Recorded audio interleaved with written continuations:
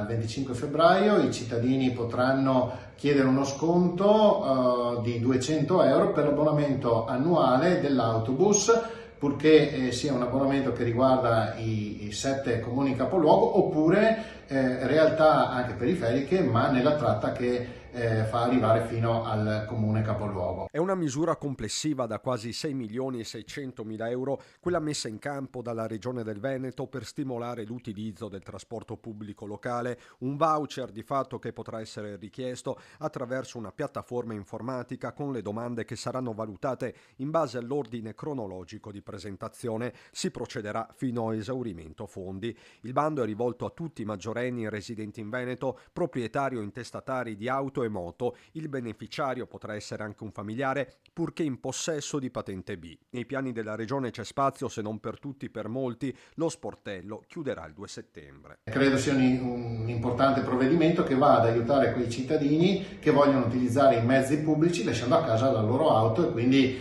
limitando l'emissione di gas in atmosfera. Quindi un provvedimento che va a favore dell'ambiente e che cerca di aiutare i cittadini.